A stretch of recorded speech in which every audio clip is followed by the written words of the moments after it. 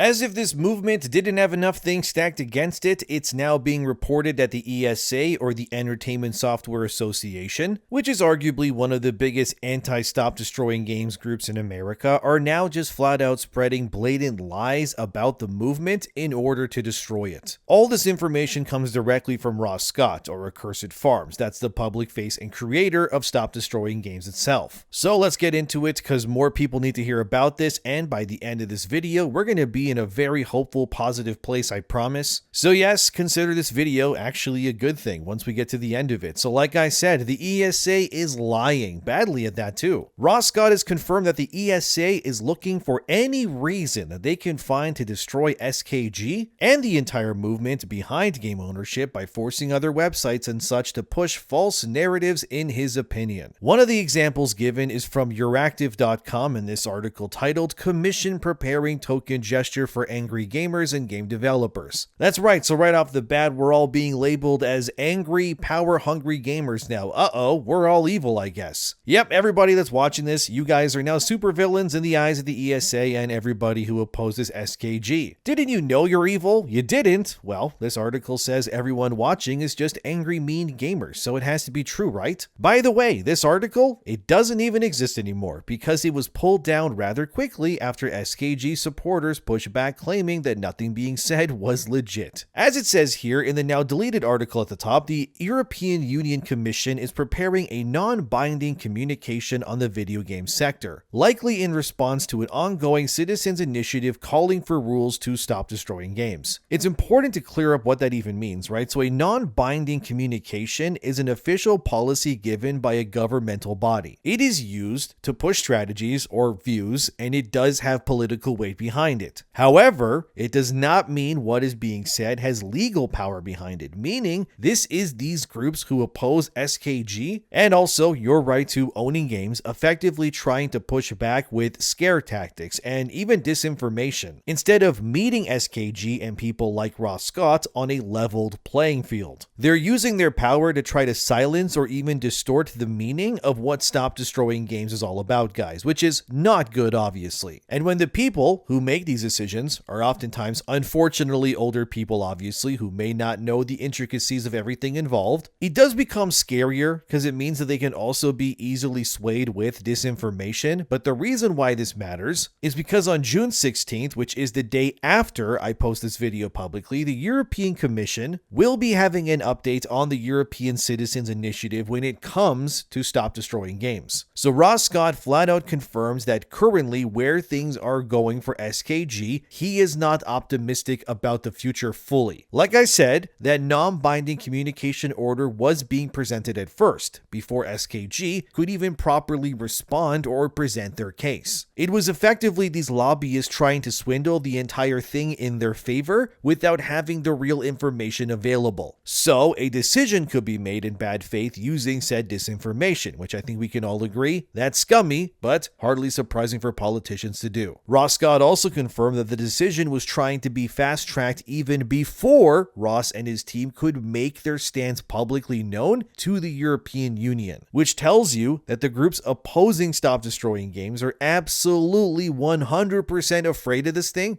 going through the way that it is. Ross Scott also confirmed that during the very first public hearing of SKG, which was in October 2025 with the EU, that Ross was told behind the scenes that the commission of politicians who were present were actually looking for any reason that they could to reject the entire movement in order to cut it at the knees, so to speak. So that is not good. Obviously, it didn't work because now it's more than half a year and then some later, and it's still going strong. But it does prove that the ESA and groups aligned with these major AAA publishers are definitely not in favor of this thing becoming law. One of the things these types involved with AAA publishers tried to push, according to Ross, was that they tried to call games living, breathing things, as if video games were not really digital products, but instead something akin to like livestock, as if we need to be okay with companies being able to ruin games at a flick of a switch because that game you like is not really a video game. It's more like a cow that got sick and it has to be put down, which we can all agree that is like the dumbest analogy ever. Like, what are you even talking about? Another thing that Ross Scott confirms is that the lobbyists aligned with AAA and the ESA were looking to push what's called a deregulatory agenda. data. So this is a government plan meant to be enforced so that it can eliminate or simplify state laws and rules. From what I could gather, it's a move done by governments to cut the red tape surrounding things like costs and allowing groups to, well, kind of self-regulate themselves as well. Which means by pushing this deregulatory agenda nonsense, groups like the ESA or the AAA industry, which is an amalgamation of everything, right? Electronic Arts, Ubisoft, you get the idea, could in theory push this to not only not have to abide by Stop Destroying Games' pleas if it became a law, but also work without much of any government oversight. And that's the key part. Meaning they want to be free to screw you guys over even more without anyone really being able to stop them or even watch what they're doing. Which, yes, that is bad. We can agree that's bad, right? That's really bad, guys. But the next meeting for SKG was in February 2026. Here, Ross Scott confirms that the meetings that took place between him and the people who represented AAA companies felt very one-sided, almost borderline David versus Goliath in a sense. Ross claims they treated him like he was someone on trial who did something wrong, like they were the prosecutors or something, which that doesn't really seem fair. Ross also claims in meetings held in February and May of this year that he had to repeat himself multiple times, answering the same questions because the people who were present for these meetings simply did not care to remember or even know what Ross and his team were even fighting for. They were treating them like they were chumps, basically, which is, totally not right to do, but again, not surprising. These are politicians after all. Another scathing push of disinformation on the ESA and AAA groups is that they also tried to say that SKG was not representative of the group that Ross was talking about. So as you may remember or know, the official petition for SKG reached around 1.6 million signatures from European users, which is a very big reason why this thing even exists. Well, these lobbyists, according to Ross, tried to claim that the actual number was somewhere around 116,000 signatures instead of 1.6 million. Again, how did they prove this? They didn't. They just said things and tried to lie about it because they thought that they could. They're just kind of doing anything they can to ruin this movement because they really do not want this thing to pass. So one of the groups involved with this pushback against SKG is Video Games Europe. According to Ross, they were speaking on behalf of a very specific publisher in AAA, which was Epic Games, the makers of Fortnite and Unreal Engine. According to Ross, and what he heard behind the scenes allegedly, Epic Games is apparently not committed in any way, shape, or form to help or support Stop Destroying Games. They flat out just apparently don't care about the movement, they see no value in it, and they want nothing to do with it. Which, that is disheartening to see, but another thing that Ross confirmed was that he has also heard, although cannot provide proof, so take this with a grain of whatever you want, but he has heard allegedly that the commissions in the European Union that are lobbying against Stop Destroying Games and the rest of us too, have allegedly had over 3 times as many meetings privately about Stop Destroying Games without Ross Scott and those who had that movement present while doing so, than actual public hearings that SKG has had, which that tells me, if true of course, that they are scared. Because why are these groups who align with AAA claiming, oh, that SKG thing? Yeah, that's a nothing burger. In fact, it has way less signatures than what they're saying. Also, let's have 3 times the amount of meetings behind the scenes discussing this topic only we apparently don't care about. It just kind of sounds like supervillains meeting behind closed doors to discuss how to destroy this movement to ensure that it can't exist to me. And the fact that Ross and his team were not invited nor even made aware that these meetings were ongoing, again allegedly,